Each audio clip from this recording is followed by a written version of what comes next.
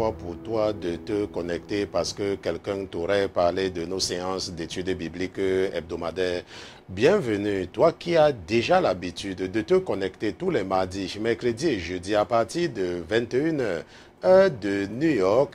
Bienvenue à tous ceux-là qui nous écoutent depuis les îles françaises, depuis les départements et les territoires français d'outre-mer. Nous pensons à ceux-là qui sont du côté de la Martinique, du côté de la Nouvelle-Calédonie, du côté de Haïti, du côté de toutes ces îles, n'est-ce pas? Vous excusez votre pasteur s'il ne peut pas citer toutes ces îles-là, mais nous savons que vous êtes également, n'est-ce pas, nombreux du côté de la Guadeloupe, sans oublier ceux-là qui nous écoutent qui nous écoutent assidûment du côté de la Chine, du côté de la Corée du Sud.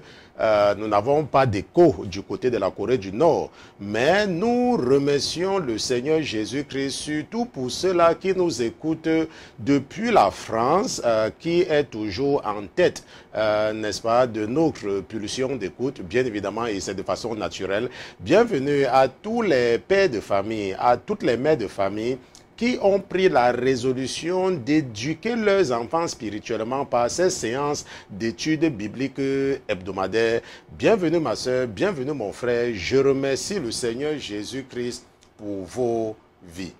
La parole de Dieu nous enseigne dans l'épître de Paul aux Éphésiens.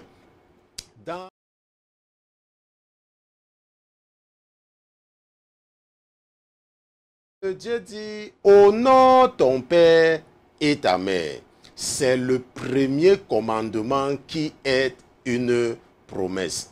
Afin que tu sois heureux et que tu vives longtemps sur la terre. La parole de Dieu dit, honore ton père. La parole de Dieu dit, honore ta mère. La parole de Dieu dit que le premier commandement qui est automatiquement suivi d'une promesse, c'est lorsque tu honores tes parents. Et la parole de Dieu dit que si tu veux éviter les maladies bizarres, si tu veux éviter les choses bizarres dans ta vie, ça passe par l'honneur que tu accordes à tes parents. Je ne sais pas comment l'ennemi a réussi à faire que tu effaces le numéro de téléphone de ta mère de ton téléphone. Je ne sais pas comment l'ennemi a réussi à t'amener à effacer le numéro de téléphone de ton père dans ton téléphone.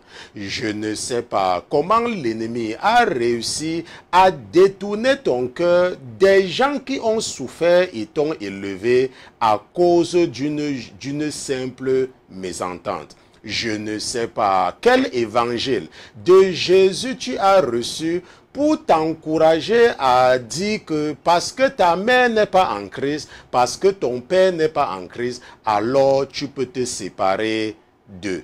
Mais ce soir, la parole de Dieu a mis dans le cœur de ton frère et serviteur que je suis de te dire que même si tu connais le voisin qui a le numéro de ton père, appelle le voisin et garde le numéro et appelle tes parents. Même si tu connais même un boutiquier, là où ta maman a l'habitude de partir, va voir le boutiquier là et demande-lui que tu as besoin du numéro parce que tu dois rentrer en contact avec tes parents. Parce que la parole de Dieu te dit que tous les problèmes que tu rencontres dans ta vie, c'est l'occasion que toi-même tu as donné au diable de te malmener parce que tu méprises tes parents. Je remercie le Seigneur Jésus-Christ pour ta vie. Ce soir, nous allons retourner dans notre livre, dans le livre du prophète Daniel. Nous sommes toujours au chapitre 12 parce que c'est le dernier chapitre de ce livre-là.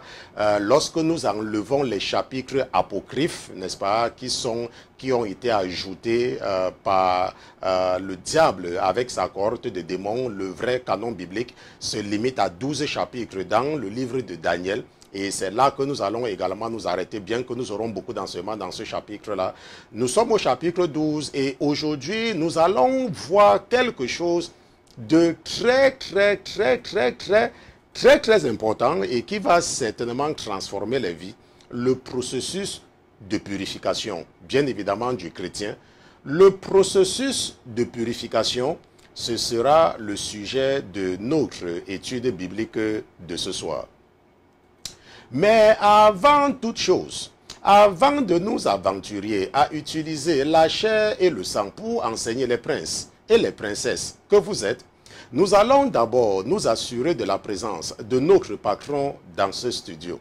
Mais comme notre patron n'est pas un patron ordinaire, comme il est Dieu, comme lui c'est Jésus-Christ de Nazareth, nous allons lui dérouler le tapis rouge et nous allons demander à tous les autres qui se trouvent dans les cieux, qui se trouvent sur la terre, sous la terre et sous la mer, de se taire, le temps pour nous d'accueillir dans ce studio Jésus-Christ de Nazareth. Gardez l'écoute. À tout à l'heure.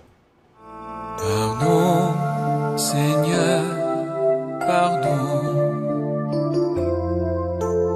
Pour notre orgueil, nos résistances. Viens enlever nos suffisances et chasser notre arrogance. Pardon, Seigneur, pardon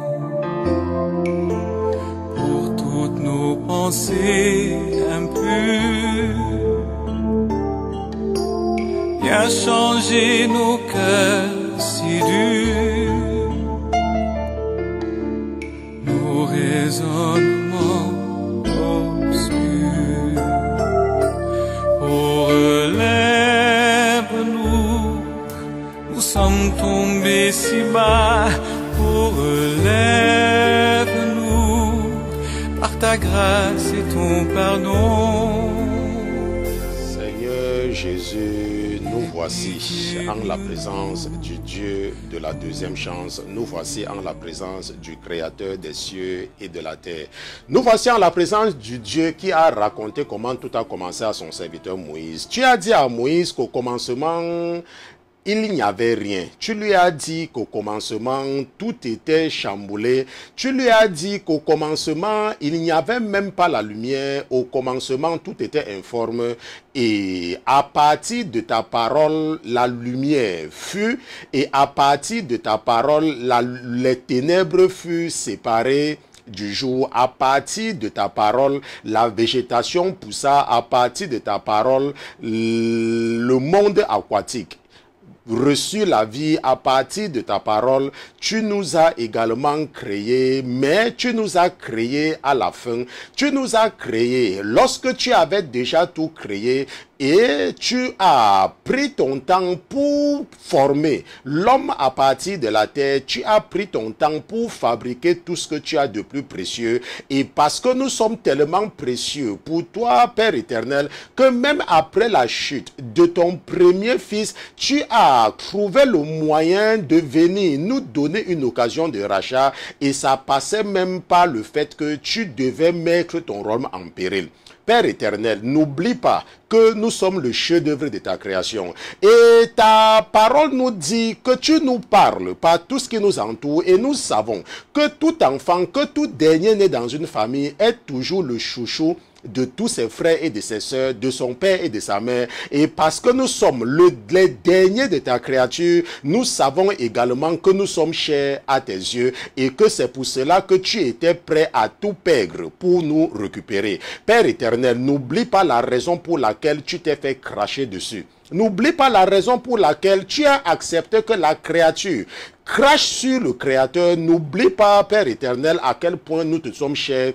Et ne méprise pas notre présence devant toi ce soir. Nous ne venons pas vers toi parce que nous sommes justes. Nous venons vers toi parce que nous sommes conscients que nous avons péché contre toi, que nous t'avons offensé en pensée, en parole, par action et par omission. Nous savons que nous avons péché contre notre Dieu, mais nous savons que nous servons un Dieu qui a dit à Moïse qu'il a entendu les cris de ces enfants qui sont menacés par les Égyptiens et qu'il est venu les délivrer. Père éternel, ne nous abandonne pas dans les mains du destructeur. Ne nous abandonne pas dans les mains de tes ennemis, papa. Ne nous abandonne pas parce que ce que tu as commencé en nous, utilise tous les voies et les moyens pour achever ce que tu as commencé afin de ne pas amener tes ennemis à se moquer de toi, que c'est parce que tu ne pouvais pas t'occuper de nous que tu nous as abandonnés entre ses mains. Je te dis merci, mon Dieu, mon roi, de veiller sur le troupeau que tu m'as confié. Et je prie que tu utilises les frères et serviteurs que je suis ce soir pour les parler dans un langage qu'ils peuvent comprendre.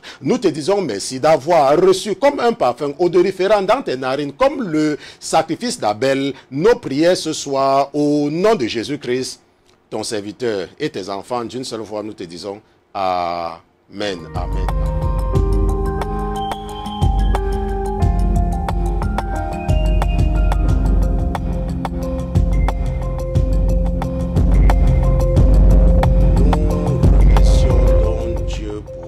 Jésus-Christ, nous remercions Jésus-Christ pour sa présence dans nos vies.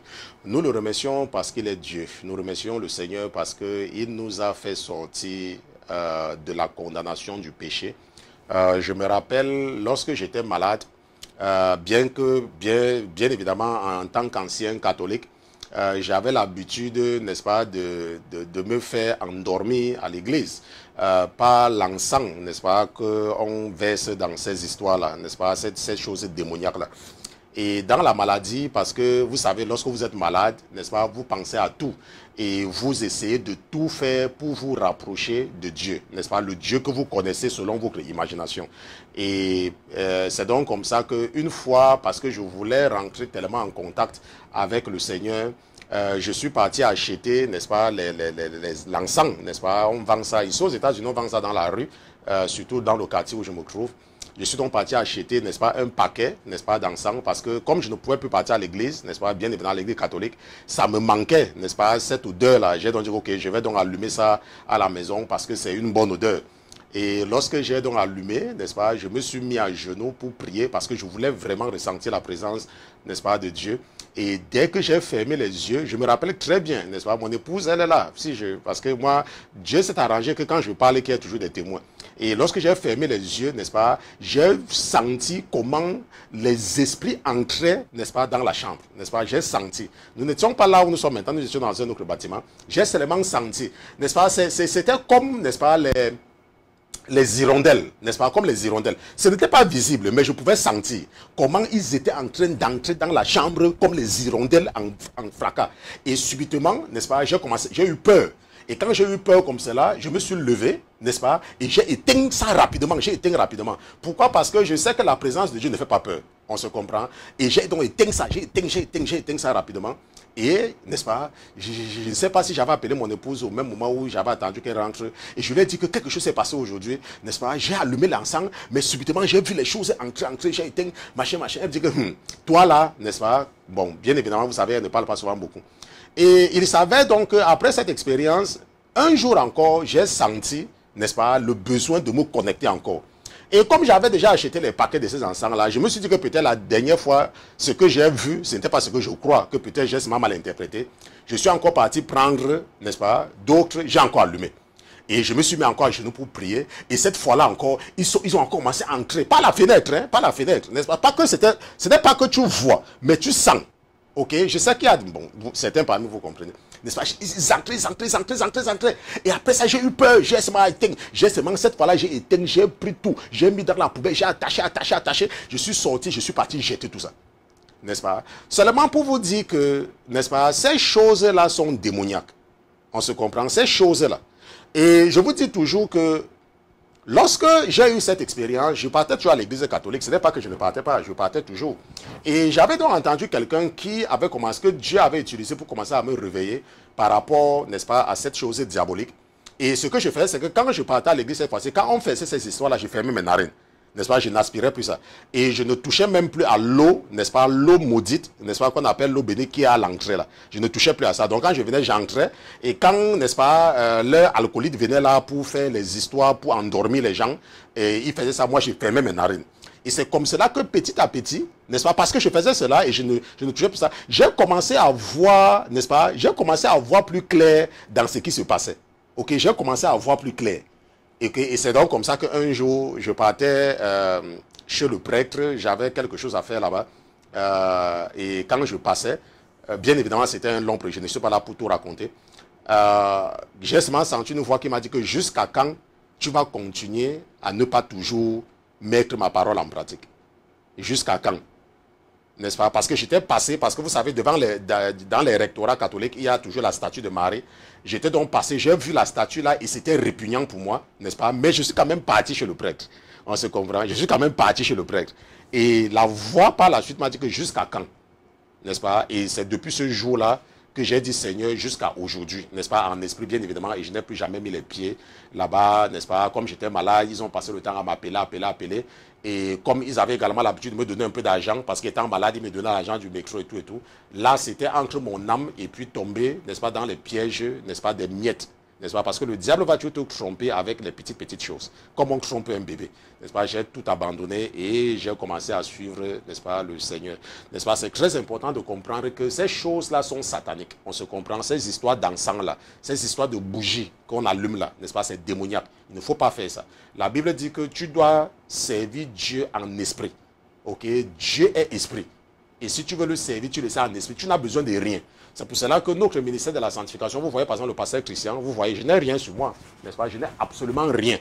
Et pour ceux qui me connaissent personnellement, c'est comme ça que je suis. N'est-ce pas? Je m'habille normalement pour être présentable. C'est pour ça que je m'habille, parce que les gens parfois regardent certains détails. Il ne faut pas être distrait par rapport à cela. Donc, et la même chose. Mais même dans mon église, les gens savent, je m'habille simplement, je n'ai besoin de rien mettre sur moi, rien. N'est-ce pas? Mais si tu veux me tenter, viens et tu sauras qui est derrière moi. On se comprend? Donc ce soir, nous allons donc partir dans Daniel chapitre 12. Et nous allons lire à partir du verset 7, n'est-ce pas? Je tiens encore à rappeler que nous sommes en train de voir ce soir le processus de purification. Cet enseignement va te permettre de comprendre comment est-ce que le chrétien est purifié pour pouvoir atteindre la phase de maturité ou alors la phase comestible. On se comprend? Maintenant, Daniel chapitre 12, verset 7, nous attendons, n'est-ce pas, que mon épouse soit prête. Je ne sais pas si nous sommes prêts. Ok, Daniel chapitre 12, j'ai fait une transition rapide, c'est pour ça qu'elle n'était pas prête. Ok, donc la Bible dit que, et j'ai entendu l'homme vêtu de laine, n'est-ce pas? Si c'est la première fois pour toi, n'est-ce pas? Nous sommes dans le livre du prophète Daniel. Et lorsque nous nous retrouvons, nous ne passons pas le temps à lire toute la Bible. Ok, nous prenons des parties dont votre Père m'a inspiré. Donc, si tu veux comprendre, par exemple, dans le chapitre 12 entièrement, moi, je lis à partir du verset 7, mais toi, tu peux lire à partir du verset 1, n'est-ce pas? Tu poses cette vidéo, parce que moi, je vais commencer au verset 7, tu mets une pause, et tu commences à lire à partir du verset 1, n'est-ce pas? Jusqu'au verset 6, et tu continues avec nous maintenant. Ok? Et j'ai entendu l'homme vêtu de laine qui était au-dessus des eaux du fleuve. Il leva sa main droite et sa main gauche vers les cieux, et il jura par celui qui vit éternellement que ce sera pour un temps, des temps et la moitié d'un temps. Ok, bien évidemment, ici, là, le temps ici, là, symbolise l'année. Donc, ça sera pour un an, des temps, n'est-ce pas? Donc, le pluriel du temps et la moitié des temps. Donc, pour ceux qui enseignent sur la période de tribulation, n'est-ce pas, après l'enlèvement de l'église, ils vont te dire que c'est un temps, ici c'est un an, des temps c'est 2 ans, n'est-ce pas, et la moitié du temps, donc c'est ça qui les permet de dire 3 ans et demi. On se comprend? Un temps, 1 an, des temps, 2 ans, et la moitié du temps, 1 plus 2 et demi, ça fait 3 ans et demi. Ok? Et il y aura donc 3 ans et demi, puis 3 ans, ça va faire 7 ans. Je vous ai dit que je n'enseigne pas sur la période de tribulation parce que je n'ai pas encore toutes les informations par rapport à la parole de Dieu. N'est-ce pas? Votre Père ne m'a pas encore inspiré par rapport à cela. C'est pour cela que je parle, mais je n'enseigne pas parce que je n'ai pas tous les détails. Ok? Maintenant, il dit donc que ça sera pour un temps et la moitié des temps, et que quand il aura achevé de briser la force du peuple saint, toutes ces choses seront accomplies. Et moi, j'entendis, mais je ne compris pas. Et je dis, mon Seigneur, quelle sera l'issue de ces choses? N'est-ce pas? C'est vrai, il avait entendu, mais il n'avait pas compris. Et je pense que nous avons déjà enseigné là-dessus. N'est-ce pas? Beaucoup de gens lisent là, ils ne comprennent rien. Et c'est ça qui les amène à s'engager dans des discussions et des doctrines bizarres et stupides. On se comprend? Et il est dit, va, Daniel, car ces paroles sont cachées et scellées jusqu'au temps de la fin. N'est-ce pas? Plusieurs seront purifiés, blanchis et éprouvés, mais les méchants agiront avec méchanceté et aucun des méchants ne comprendra, mais les intelligents comprendront. Ok? Et c'est le verset 10 qui a inspiré le sujet de l'étude biblique de ce soir, n'est-ce pas? Le processus de purification. Parce que la Bible dit que Daniel, toi pas, n'est-ce pas? Parce que quand le moment va venir, plusieurs seront purifiés, blanchis, éprouvés, mais les méchants agiront avec méchanceté et aucun des méchants ne comprendra.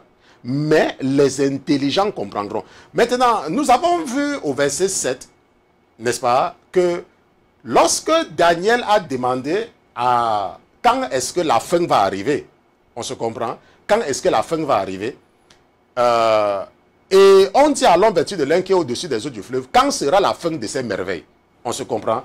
Et la Bible dit que l'ange, n'est-ce pas, va dire à Daniel que ce sera pour un temps, des temps et la moitié d'un temps, et que quand il aura achevé de briser la force du peuple saint, toutes ces choses seront accomplies. Bien évidemment, en levant les mains au ciel. Et la Bible dit que, et moi j'ai entendu, mais je ne compris pas. Et je dis, mon Seigneur, quelle sera l'issue de ces choses? Et il me dit, va Daniel, car ces paroles sont cachées et scellées jusqu'au temps de la fin. Ok? Bon, maintenant, nous savons que on a posé la même question à Jésus concernant la fin des temps. Nous allons partir ensemble dans Matthieu chapitre 24. Allons un peu ensemble dans Matthieu chapitre 24. Et nous allons lire à partir du verset 3. Ok. Maintenant, la Bible dit dans Matthieu chapitre 24, verset 3 que « Et s'étant assis sur la montagne des Oliviers, ses disciples vinrent à lui en particulier et lui dirent « Dites-nous, dis-nous, quand ces choses arriveront, et quel sera le signe de ton avènement et de la fin du monde ?» Ok. Ça, c'est la question qu'on a posée au Seigneur de gloire. N'est-ce pas? Le lion de la tribu de Juda, le Dieu qui s'est incarné et a pris le nom de Jésus-Christ quand il était sur la terre avant de repartir. On se comprend. On lui a dit, dis-nous quand ces choses arriveront et quel sera le signe de ton avènement et de la fin du monde. Et Jésus répondant leur dit, prenez garde que personne ne vous séduise. Car plusieurs viendront à mon nom disant je suis le Christ et ils séduiront beaucoup de gens. Je profite pour répondre à l'une de vos sœurs, n'est-ce pas, une de vos petites sœurs qui m'a écrit par rapport à quelque chose qui se passe du côté de la Chine. Je n'ai pas répondu parce que vous savez, si je dois préparer les enseignements, hier par exemple je n'étais pas en studio parce que je n'ai pas terminé la préparation de l'étude biblique. Ok, c'est la seule raison pour laquelle je n'étais pas en studio hier, parce que je n'ai pas terminé. Et parfois, je ne termine pas à cause de ma paresse personnelle, mais parfois également, je ne termine pas parce que je dois répondre, n'est-ce pas, à tous ces gens qui m'écrivent. Mais cette fois, ce n'est pas à cause des messages, ok? Cette fois-ci, c'était la paresse personnelle, ok? C'était juste la distraction. Et c'est pour cela que parfois, je peux lire vos messages et je ne vous réponds pas parce que je dois terminer un enseignement, on se comprend. Donc, il ne faut pas en vouloir au pasteur que, oh, pasteur, j'ai écrit depuis 2 jours, depuis 3 jours, depuis une semaine et pas de réponse, ok? J'ai le choix entre me focaliser sur peut-être les 4 ou 5 personnes qui m'écrivent, ou alors de me focaliser sur vous qui êtes des milliers. Ok, mais je préfère donc m'occuper des milliers. Et c'est pour cela que la Bible dit que, car plusieurs viendront à mon nom, disant je suis le Christ, et ils séduiront beaucoup de gens. Et la Bible nous dit que vous entendrez parler de guerre et de bruits de guerre.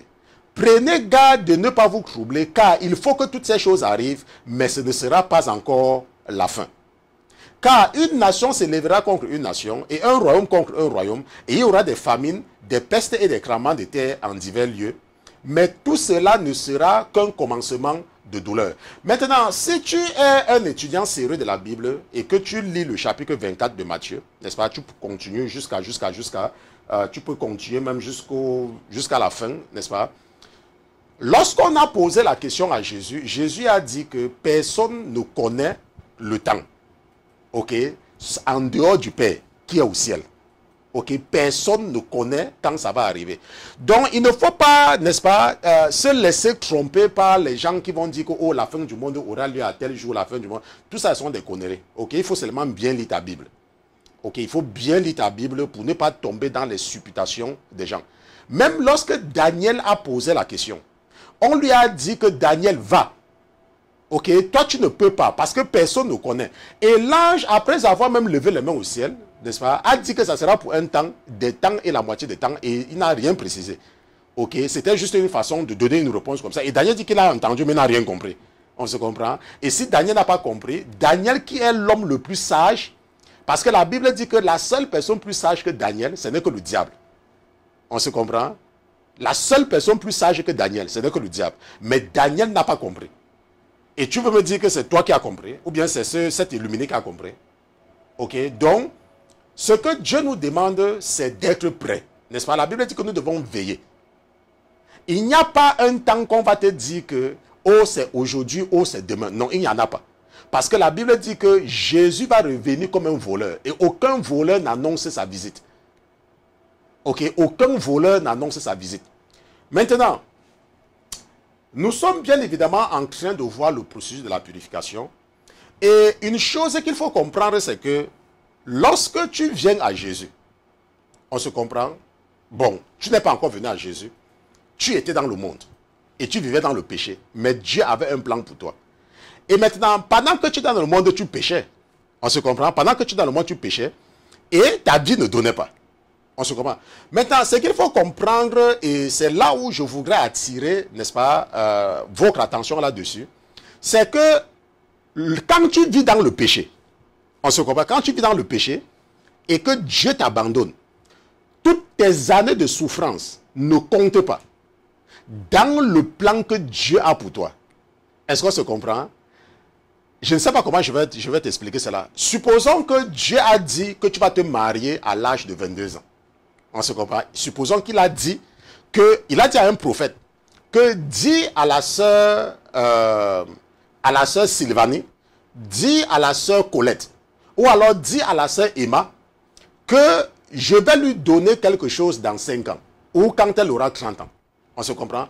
Maintenant, supposons qu'à l'âge de 25 ans, tu reçois la prophétie, que ça sera à l'âge de 30 ans, tu reçois la prophétie à 25 ans. Et tu commences peut-être à mal parler à ton mari. On se comprend. Tu commences à mal parler à ton mari. Ton mari te parle, tu réponds de façon insolente. Tu ne te soumets pas à ton mari. Ce qui est contre la parole de Dieu. Ok? Ce qui va se passer, c'est que Dieu va t'abandonner à partir de cet instant-là. Ok? Et ton chronomètre va s'arrêter. Jusqu'au jour où tu vas entendre le pasteur Christian, tu vas confesser tes péchés, et en ce moment maintenant, ton chronomètre sera encore mis en marche. Et tout le temps que tu auras passé dans l'insubordination, n'est-ce pas, ne compte pas. Ça veut dire que si on avait programmé que tu auras quelque chose à 30 ans, on va ajouter les années où tu marchais dans le péché. Est-ce qu'on se comprend? Nous allons partir, pour vous aider à comprendre ce principe, nous allons partir dans 1 Roi chapitre 6. Allons un peu dans 1 Roi chapitre 6. Et nous allons lire à partir du verset... Le verset 1. N'est-ce pas? Nous allons lire à partir du verset 1. Voilà ce que la Bible dit. La Bible dit que, or, Salomon bâtit la maison de l'Éternel la 480e année après que les enfants d'Israël furent sortis du pays d'Égypte. La 4e année de son règne sur Israël, au mois de Ziv, qui est le second mois. On se comprend? Maintenant, la Bible dit que Salomon bâtit la maison de l'Éternel la 480e année après que les enfants d'Israël furent sortis d'Égypte. Ok? La Bible dit que Salomon bâtit, n'est-ce pas? Nous allons prendre ceci. Nous allons faire le copier-coller, comme d'habitude. Et nous allons, je ne sais pas, là où nous allons prendre ceci, là, prenons un peu celui-ci. Ok, en espérant que celui-ci va nous donner un endroit pour copier-coller. Ok, voici ceci ici. J'avais déjà écrit ceci. Ok, voici ça. N'est-ce pas? La Bible dit que Salomon bâtit la maison de l'Éternel la 480e année. Donc, Salomon, après que les enfants d'Israël furent sortis de l'Égypte. On se comprend? Maintenant, ça, ce sont les déclarations, ça se trouve dans la Bible. Et nous savons que la Bible, c'est la parole de Dieu. n'est-ce pas? Nous savons que la Bible, c'est la parole de Dieu. Et la Bible nous dit que Salomon a construit la maison de l'Éternel la 480e année après que les enfants d'Israël soient sortis de l'Égypte. Et c'était la 4e année de son règne. Ça veut dire qu'il avait déjà régné 3 ans. On se comprend? Maintenant, si nous restons dans la Bible, nous allons rester dans la Bible et nous allons voir ce que Paul a dit quand il était à Antioche. Ok? Et pour cela, Antioche de Pisidie, pour cela nous allons partir dans Actes chapitre 13. Allons un peu dans Actes chapitre 13 et nous allons voir quelque chose là-bas. Actes chapitre 13. Nous allons lire à partir du verset 14. Ok? Bon, maintenant, la Bible dit dans Actes chapitre 13, à partir du verset 14, que pour eux, ça veut dire que pour Paul et Barnabas, n'est-ce pas? Si tu veux comprendre très bien, tu peux lire à partir du verset 1. Mais nous ne sommes pas là pour lire la Bible pour vous. Ok? Maintenant, pour eux, étant partis de Perge, ils vinrent à Antioche de Pisidie, et étant entrés dans la synagogue le jour du sabbat, ils s'assirent. Ok? Et après la lecture de la loi et des prophètes, les principaux de la synagogue leur envoyaient dire: hommes frères, si vous avez quelque exhortation à faire au peuple, faites-la. Et la Bible nous dit que alors Paul, s'étant levé et ayant fait signe de la main, dit: hommes israélites et vous qui craignez Dieu, écoutez. Maintenant c'est Paul qui parle. Et ici là, il est à Antioche de Pisidie. Ok, c'est lui qui parle, Paul. Ok. Et le verset 17 dit que le Dieu de ce peuple d'Israël choisit nos pères et releva ce peuple pendant son séjour dans le pays d'Égypte et les en fit sortir à bras élevés. Rappelle-toi ce que nous avons vu tout à l'heure dans 1 Roi, chapitre 6, que Salomon a bâti après que les enfants d'Israël soient sortis d'Égypte. 480 ans après. Ok, donc après leur sortie. Et la Bible dit ici dans chapitre 13, verset 17 que et en fit sortir, n'est-ce pas? Et les en fit sortir d'Égypte. Ok? Maintenant, le verset 18 dit que quoi? Et il les supporta et les nourrit dans le désert l'espace d'environ 40 ans. Et nous savons que les enfants d'Israël ont passé 40 ans dans le désert. On se comprend? Et la Bible dit, et Paul continue. Paul dit que, et ayant détruit 7 nations au pays de Cana, et ça nous avons étudié cela, les 7 ennemis de la chair, n'est-ce pas? Les Éviens, les Phérésiens, les Girgasiens, les Amoréens, tout cela, ok? Nous avons étudié ça, les 7 ennemis de la chair. Si tu passes sur notre site www.lasanté.com, tu tapes les 7 ennemis de la chair, il y a un enseignement que j'ai fait là 2 fois même, ok? Lorsque ça va te permettre de comprendre ce que c'est que les Jébousiens, les Éviens, les Cananéens, les Étiens, les Amoréens et les 2 autres sont en train de partir parce que je ne suis pas là-bas. Ok. Maintenant, ayant détruit cette nation au pays de Canaan, ils leur distribuaient leur pays au sort. Ça veut dire que nous savons qu'ils ont passé 40 ans dans le désert et après 40 ans, ils vont entrer à la terre promise. Ok. Et après cela, durant 450 ans environ, après cela, durant 450 ans environ, il leur donna des juges jusqu'au prophète Samuel. Rappelle-toi, la Bible dit qu'ils sont sortis de l'Égypte. Ils ont passé, Paul est en train de dire qu'ils sont sortis de l'Égypte. Ils ont passé 40 ans dans le désert, ça nous savons. Et la Bible dit que pendant 450 ans environ, il y aura les juges. Et nous avons lu, nous avons étudié le livre des juges, qui va durer 450 ans. Rappelle-toi, ça fait déjà combien? 450 plus 40, ça fait déjà 490. Mais dans 1 Roi chapitre 6, nous avons vu que Salomon a construit le temple 480 ans plus tard. Ça veut dire qu'il y a déjà quelque chose qui ne va pas. Mais ce n'est même pas encore tout. Ensuite, il demandait un roi. Et Dieu leur donna Saül, fils de Kis, de la tribu de Benjamin pendant 40 ans. On se comprend? Et après, Dieu l'ayant rejeté, leur suscita David pour roi, auquel il rendit ce témoignage en disant: j'ai trouvé David, fils de Jessé, homme selon mon cœur, qui accomplira toutes mes volontés. Saul 40 ans, David 40 ans. On se comprend? C'est de sa postérité que Dieu, selon sa promesse, a suscité Jésus, le sauveur d'Israël. J'ai lu Actes chapitre 13, des versets 14 à 23. Et nous savons que après David, ça sera Salomon. Maintenant, si nous faisons une étude biblique, détaillée de la Bible bien évidemment, dans Actes chapitre 13, à partir du verset 8 que nous avons lu tout à l'heure, nous voyons que la Bible nous dit que les enfants d'Israël ont passé 40 ans. N'est-ce pas? Je sais que c'est ça que mon épouse vous montre maintenant, dans le désert. Et la Bible dit qu'après cela, Et ils auront des juges pendant 450 ans. Et la Bible dit qu'après cela, Saül sera roi pendant 40 ans. Et la Bible dit qu'après Saül, ça sera David. Et nous savons qu'après David, c'est Salomon. Maintenant, si nous ajoutons les années que Paul est en train de citer ici dans Actes chapitre 13, ok?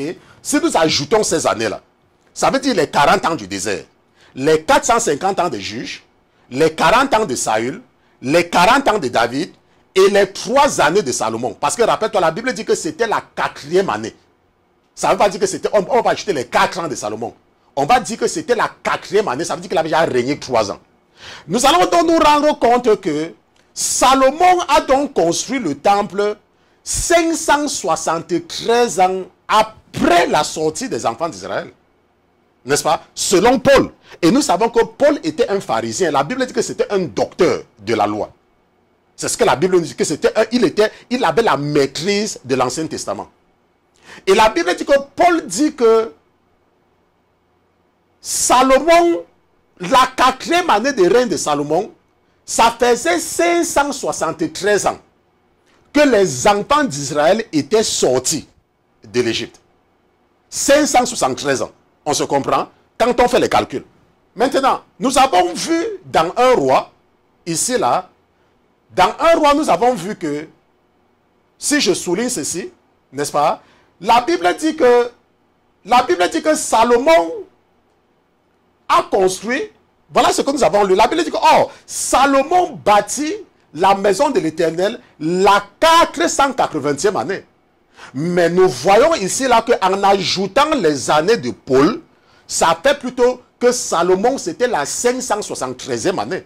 Ce n'est pas 480. Maintenant, si par exemple toi tu es comme un ignorant, ok, ça veut dire que quelqu'un qui est encore possédé, qui va dire que la Bible se contredit. Et je vous ai toujours dit que lorsque tu vois que la Bible se contredit, ce n'est que la manifestation de ton ignorance. On se comprend?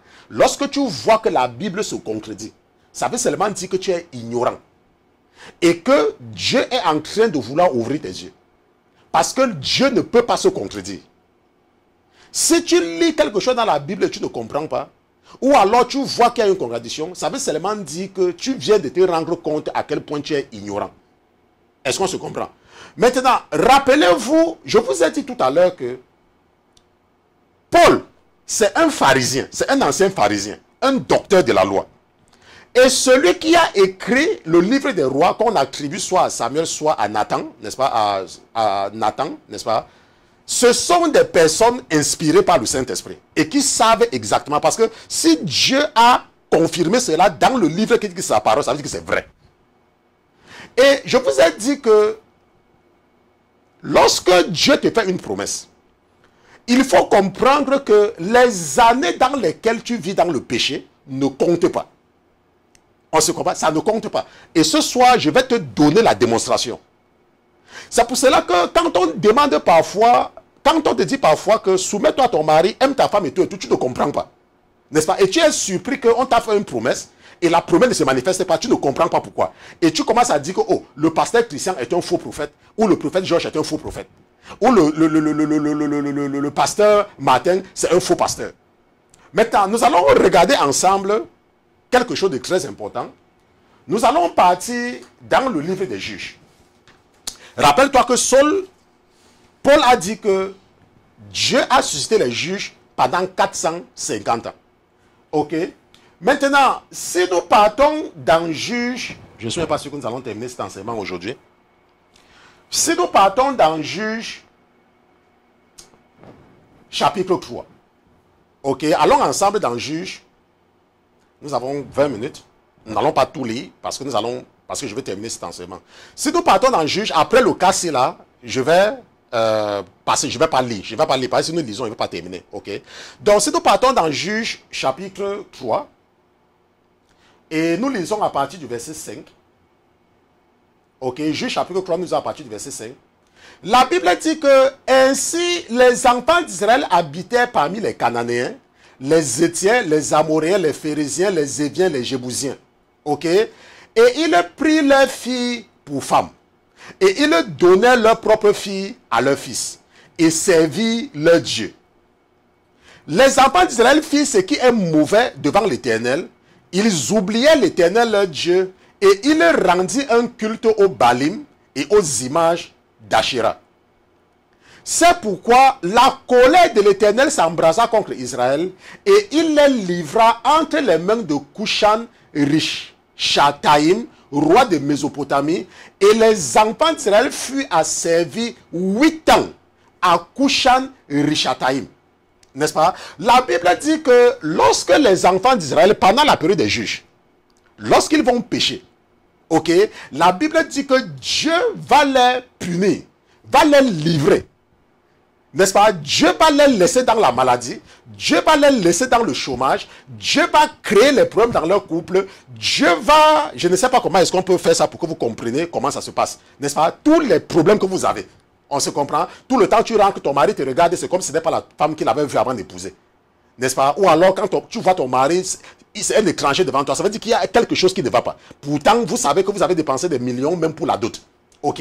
C'est parce qu'il y a quelque chose, Dieu vous a livré. Pourquoi? Parce que vous vivez dans le péché. On se comprend? Maintenant, et la Bible dit que parce qu'ils ont fait ce qui est contre la parole de Dieu, Dieu va les abandonner dans la maladie pendant 8 ans. C'est ça que c'est ici là, le roi de Mésopotamie. Je ne connais pas la principauté de ce roi de Mésopotamie. Peut-être que lui c'est la pauvreté, peut-être que lui c'est le cancer, peut-être que lui c'est le diabète, peut-être que lui c'est n'importe quelle maladie, je ne connais pas. Mais c'est une principauté. On se comprend? C'est une principauté. Et la Bible dit que Dieu va livrer les enfants d'Israël entre la main pendant 8 ans. Maintenant, si tu regardes toutes les périodes, ou alors si nous regardons toutes les périodes où les enfants d'Israël ont péché et que Dieu les a abandonnés, et j'ai préparé quelque chose pour cela parce que j'ai envie de terminer cet enseignement pour que nous n'ayons pas à revenir là-dessus, n'est-ce pas? Nous allons regarder ensemble, n'est-ce pas, cette présentation, n'est-ce pas, les années gâchées, c'est comme ça que j'appelle cela, les années gâchées. Je ne sais pas si mon épouse est prête, ok? Maintenant, nous venons de voir dans Juge chapitre 3, verset 5 à 8 que Dieu va livrer les enfants d'Israël dans les mains, n'est-ce pas, du roi de Mésopotamie pendant 8 ans. Et lorsqu'ils vont se repentir, ok, lorsqu'ils vont se repentir, la Bible dit dans Juge chapitre 3, si je ne me trompe pas, c'est au verset 6, au verset 11, pas au verset 11, oui, ça doit être peut-être, nous sommes dans Juge chapitre 3, quelque part il y a un passage où la Bible dit que Dieu va susciter Othniel, ok, pour les délivrer. Dieu va susciter Othniel. Et lorsque Othniel maintenant sera le juge, les enfants d'Israël maintenant vont faire la volonté de Dieu. Maintenant, mais si tu pars dans Juge chapitre, toujours dans Juge chapitre 3, si tu restes au verset 12, si tu regardes du verset 12 à 14, la Bible dit que les enfants d'Israël vont encore pécher. On se comprend? Et Dieu va les livrer pendant 18 ans aux mains du roi de Moab. Tu peux lire, hein, tu peux lire, tu vas voir. Il va les livrer pendant 18 ans. Parce que je n'ai pas terminé ça. Si tu regardes à partir du verset 12, n'est-ce pas? La Bible dit que puis les enfants d'Israël firent encore ce qui est mauvais devant l'Éternel. Et l'Éternel fortifia Églon, roi de Moab, contre Israël, parce qu'ils avaient fait ce qui est mauvais devant l'Éternel. Églon assembla donc contre lui les Ammonites et les Amalécites, et il les alla et battit Israël, et il s'emparait de la ville des palmiers. Et les enfants d'Israël furent asservis 18 ans à Églon, roi de Moab, pendant 18 ans. Pourquoi? Parce que les enfants d'Israël, la Bible dit que les enfants d'Israël firent encore ce qui est mauvais. Ça veut dire quoi? Ça veut dire que on te dit que ne mets pas les faux cheveux sur ta tête. Parce que tu ne dois pas corriger Dieu. Ok, on te dit cela. Que Dieu t'a donné tes cheveux, garde les cheveux que Dieu t'a donnés. Et ne sois pas envieuse. Parce que tu vois les blanches qui ont les longs cheveux, toi aussi tu prends les faux cheveux, tu mets sur ta tête. On se comprend? Ça veut dire que tu es en train de dire à Dieu que mon Dieu, je n'aime pas ce que tu m'as donné. Maintenant, pendant tout le temps que tu mets les faux cheveux là, dans le calendrier de Dieu pour toi, c'est une période qui est annulée. Est-ce que tu me comprends? C'est une période qui est annulée. Ça veut dire quoi? Ça veut dire que si par exemple, on avait programmé que tu vas te marier à l'âge de 23 ans, c'est pour ça que vous vous rendez compte que les femmes de nos jours se marient de plus en plus tard. Est-ce qu'on se comprend? De plus en plus tard par rapport à nos mamans avant qui se mariaient 18 ans, 20 ans, 17 ans, ainsi de suite. Pourquoi? Parce que les années où tu vis dans l'impudicité, où tu passes ton temps à corriger Dieu, ces années-là sont enlevées. Ça ne compte pas. On se comprend? Et c'est ça que je suis en train de vouloir attirer ton attention. Les années où tu passes le temps à porter les pantalons serrés là, et on te dit de t'habiller de façon pudique, de t'habiller normalement et d'éviter d'aller séduire les hommes à l'église. Tu n'écoutes pas. Et quand le pasteur parle, tu dis, ah, le pasteur là parle trop. Oui, le pasteur Christian parle trop. N'est-ce pas? Mais ces années-là, il faut savoir que ce sont les années entre parenthèses de ta vie. Et c'est toi-même qui te mets à l'intérieur.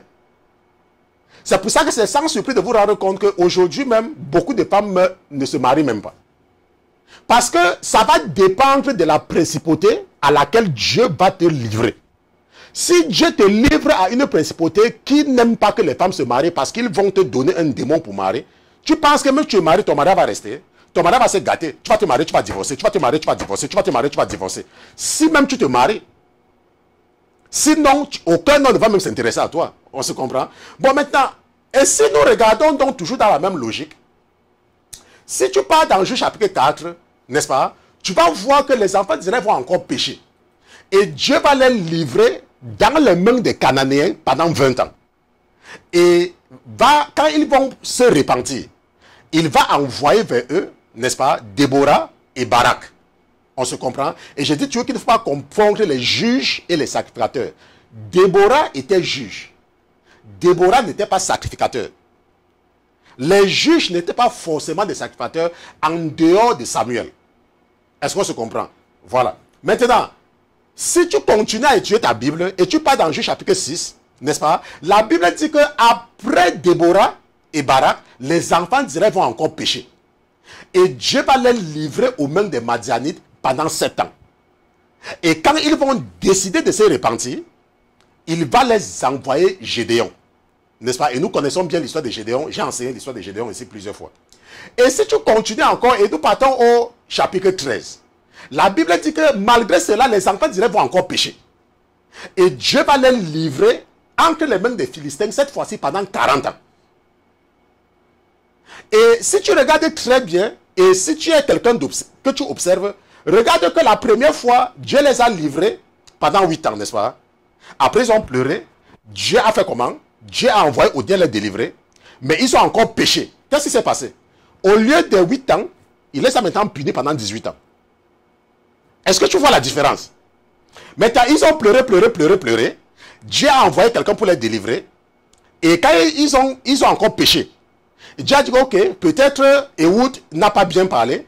Il les a punis un peu cette fois-ci, 8 ans, n'est-ce pas? Mais ils ne vont toujours pas comprendre. La Bible dit qu'après cela, ils vont encore pécher. Qu'est-ce qui va se passer? 18 ans. Et après cela, parce qu'il avait diminué une fois, ils n'ont pas toujours compris. Rappelle-toi que nous diminuons une fois ici.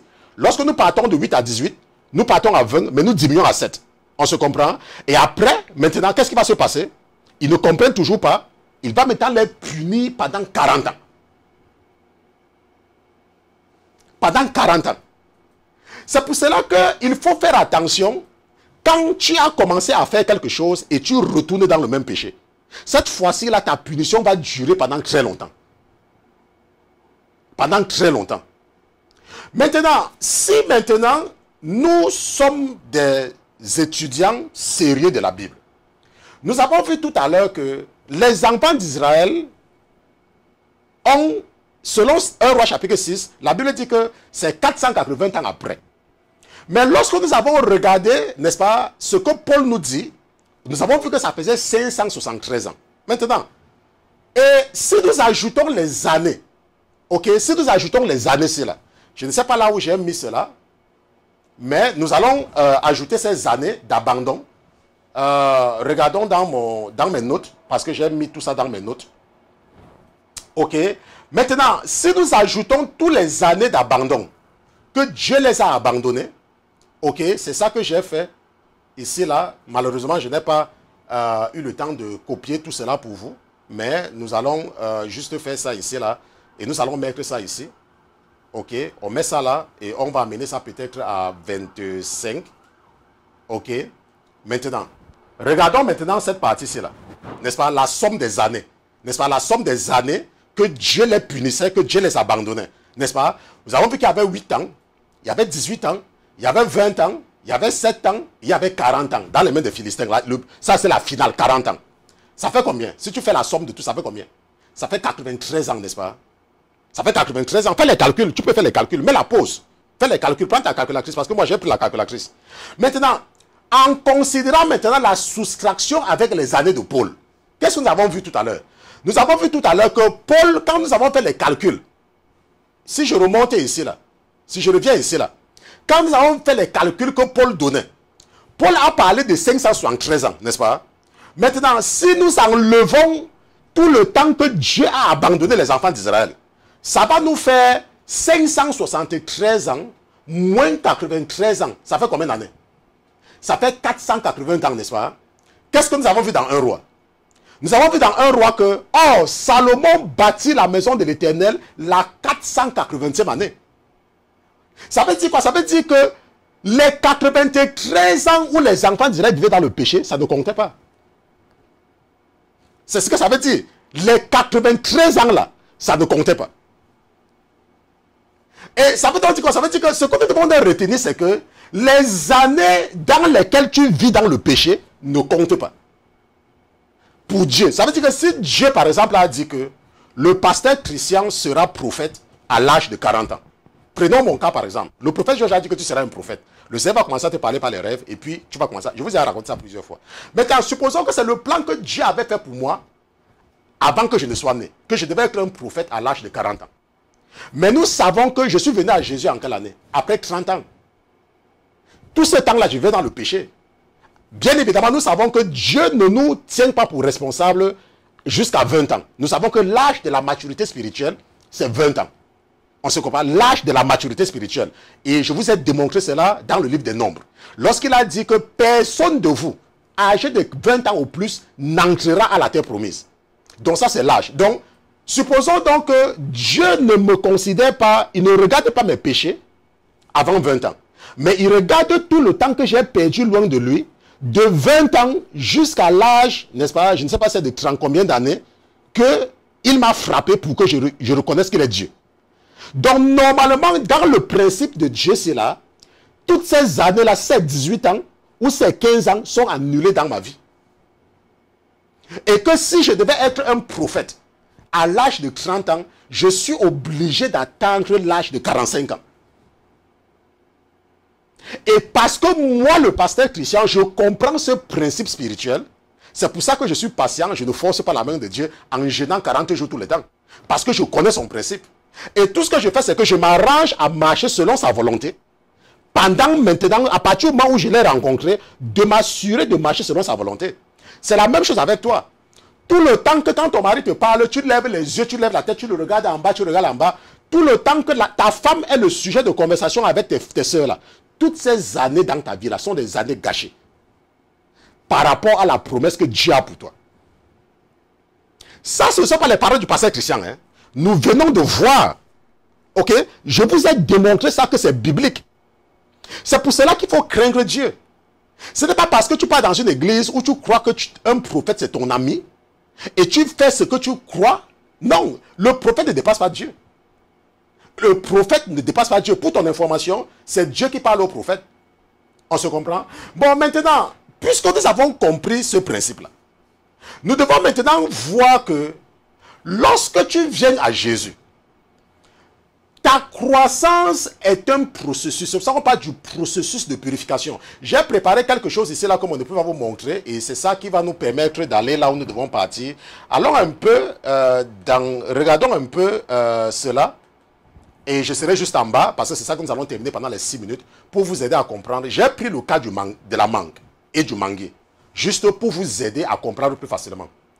Maintenant, si nous regardons très bien, voici un manguier qui est à l'état de production, n'est-ce pas? Ça a déjà les fruits, ok? La mangue et le manguier. Maintenant, si nous regardons très bien, ce manguier-ci là n'a pas poussé du sol en devenant manguier comme ça, ok? Ce manguier, n'est-ce pas, a poussé à partir d'une semence. Et pour le chrétien, c'est quoi? C'est quand tu viens à Jésus, un évangéliste t'a convaincu, t'a parlé de Jésus, tu l'as accepté, et le Saint-Esprit a déposé les semences dans toi. A déposé certaines semences dans toi. Maintenant, après un certain temps, si tu continues à écouter la parole de Dieu, si tu continues à écouter la musique chrétienne, si tu continues à aller à l'église, tu continues à contribuer à l'œuvre du royaume, ce qui se passe, c'est que quoi? C'est que la parole de Dieu, n'est-ce pas, arrose la semence qu'on a déposée dans ton cœur. Et quand tu écoutes le pasteur Christian, n'est-ce pas, et tu mets en pratique, ça s'arrose. Et c'est comme cela que ça commence à germer. On se comprend, mais toujours à cet état-là. Après un moment maintenant, les gens vont commencer à te voir comme quelqu'un. On va commencer à te voir comme quelqu'un. Que tu as changé. Pourquoi? Parce que dans le monde spirituel, tu es maintenant devenu une petite plante. Ok, tu es un petit manguier. Mais rappelle-toi que tu ne produis pas encore. Ok, tu es un manguier, mais tu ne produis pas encore. Tu n'as pas encore de fruits. Parce que c'est un processus. C'est pour ça que nous parlons du processus de purification et de croissance. Et après un certain temps maintenant, si tu persévères dans la justice, si tu persévères dans le travail de Dieu, ce qui va se passer, c'est que tu vas commencer maintenant à produire quelques fruits. C'est pour cela que Jésus nous dit qu'il ne faut pas juger les gens. Parce que tu ne sais pas si le manguier n'est qu'à l'étape, n'est-ce pas, de la plantule. Et que ce n'est pas encore à l'étape du fruit ou des semences. Après un certain temps, quand tu regardes un manguier, tu vas voir qu'il y a des choses sur le manguier. N'est-ce pas? Ça veut dire que ça, c'est un chrétien qui commence déjà à être patient. Ça, c'est une femme qui commence à se soumettre à son mari. Ça, c'est un homme qui commence à aimer sa femme. Ça, c'est un homme qui commence à s'occuper de ses enfants. Est-ce que tu vois un peu? Qui commence à être, n'est-ce pas? Qui commence, c'est encore petit, qui commence. Et après un temps maintenant, qu'est-ce qui va se passer? Tu vas maintenant te rendre compte que non, tu ne te fâches même plus. Tu es maintenant capable maintenant même de négliger les choses. Tu vas te rendre compte que tu ne manques plus. N'est-ce pas? Tu es toujours prêt à dire la vérité. Même si ça va te faire perdre ton travail, tu dis la vérité. Il y a beaucoup de frères qui, une fois, il avait un travail qu'il devait avoir. Et l'ennemi voulait le piéger par le mensonge. Et heureusement pour lui, que le Seigneur lui a montré quelque chose. Il est venu me demander. Et je lui ai dit, quand tu vas partir à cette interview, dis la vérité. Dis seulement la vérité. Et tu verras ce qui va se passer. Et c'est ce qui s'est fait. Ce qu'il a fait exactement, ce que je lui ai dit. Et il a eu le travail qu'il voulait. On se comprend? Et parce qu'à un moment donné, tu vas te rendre compte que mentir devient difficile. On se comprend? Tu vas te rendre compte que tu n'arrives pas à être orgueilleux. Même quand tu as raison, quelqu'un dit que tu as tort, tu acceptes. Pourquoi? Parce qu'il y a déjà quelque chose, n'est-ce pas? La bonté, la patience, la tempérance, n'est-ce pas? Ces choses-là sont en train de venir dans toi. N'est-ce pas? Ça vient petit à petit, c'est là. Et à un moment donné, maintenant, qu'est-ce qui va se passer? Tu vas maintenant avoir tous ces fruits, mais pas à l'état de maturité, pas à un état qu'on peut manger, pas à un état où on peut te regarder vraiment comme ça, sans te connaître vraiment, et dire que non, ça c'est un vrai chrétien. On se comprend? Et jusqu'au moment où, lorsqu'on va regarder le manguier, on va maintenant se rendre compte qu'en toi, il y a maintenant des choses qui sont déjà bien. Ça veut dire que tu vas te rendre compte qu'à un moment donné, tu as déjà l'amour. Et tu es mûr. C'est-à-dire que l'amour a vraiment mûri. On se comprend? L'amour a vraiment mûri. Et à un temps, on va se rendre compte que, oh, maintenant tu es patient. Si par exemple tu es écrit au pasteur Christian, le pasteur Christian ne te répond pas, ça ne te dit rien. Tu attends, tu sais que non, le pasteur Christian, il est certainement occupé, il va me répondre. Et tu ne te mets pas les fausses idées dans la tête. On se comprend? Si par exemple, c'est comme ça, tu es patient. Tu es patient. Et tu connais prier et attendre. Jusqu'au moment où maintenant, tu deviens maintenant un fruit mûr. Tu deviens un manguier qui a des fruits mûrs. On se comprend? Tu deviens un manguier qui a des fruits mûrs. C'est ça le processus de la purification. Maintenant, supposons que toi, tu es à cet état-ci. Ok? Supposons que toi, tu es à cet état-ci. L'état que tu vois là. Et que ta soeur de l'église est à cet état. Ou elle est à cet état. Et toi, tu es en train de la juger. Tu ne vois pas que Dieu va te punir. Bien évidemment, si tu es à cet état, il est impossible que tu puisses juger quelqu'un.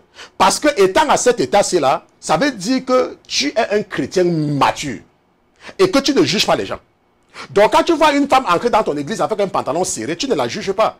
Tu vois que c'est un potentiel où tu dois aller s'aimer la parole de Dieu. Pas une occasion de la chasser de l'église. On se comprend? Si quelqu'un veut faire ton travail à l'église, tu le laisses. Tu l'appelles plutôt dans ton équipe. Et tu travailles avec lui pour l'encourager.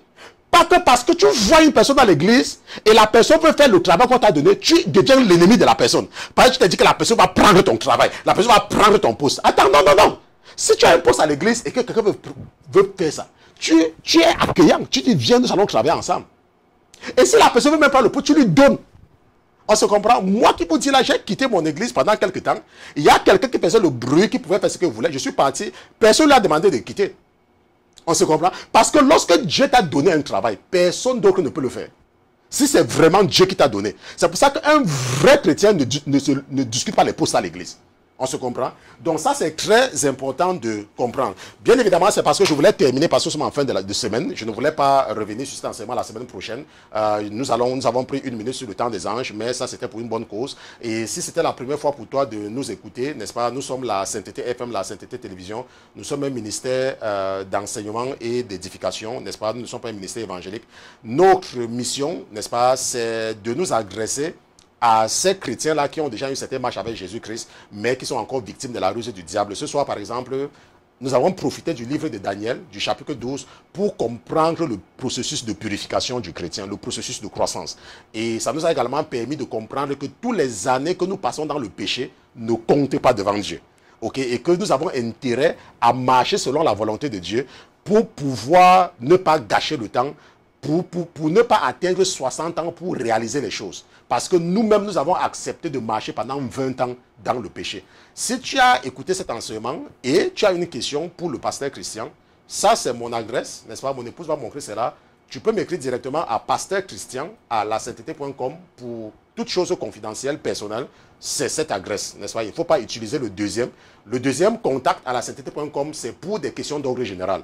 Par exemple, aujourd'hui, nous avons parlé des 7 ennemis de la chair. Tu n'as pas suivi cet enseignement, tu peux nous écrire pour nous demander le lien et la sœur va t'envoyer le lien. Si également tu veux contribuer à ce ministère, parce que nous sommes en train de vouloir changer totalement notre mode de production, notre studio, et tu veux contribuer parce que Dieu a touché ton cœur, tu peux nous écrire à contact à lasainteté.com.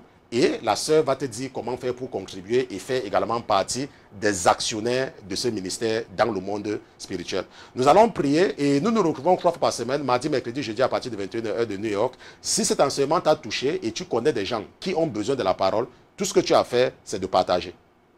Tout ce que tu as fait, c'est de partager. Et comme tu as été transformé, ça va également transformer quelqu'un. Okay? Nous allons prier pour que je vous confie dans les mains de votre Père. Seigneur Jésus, je te dis merci d'avoir été présent ce soir dans ce studio. Je te remercie pour la vie de ton serviteur que je suis. Je prie, Père éternel, pour mon âme. Je prie pour les âmes du troupeau que tu m'as confié. Papa, veille sur eux parce que tu me les as confiés. Et accorde-moi le plaisir et le bonheur de me placer et de me tenir devant toi ce jour et te répondre avec fierté que de tout ce que tu m'as confié, je n'ai perdu aucun. Père éternel, rends leur cœur fertile et rends leur cœur réceptif et à tous les enseignements qu'ils ont reçus ce soir, afin que ces enseignements les édifient et les permettent d'atteindre un niveau supérieur dans le monde spirituel. Nous te disons merci d'avoir été présent avec nous ce soir. Au nom de Jésus-Christ, ton serviteur et tes enfants d'une seule voix, nous te disons Amen, Amen, Amen, Amen.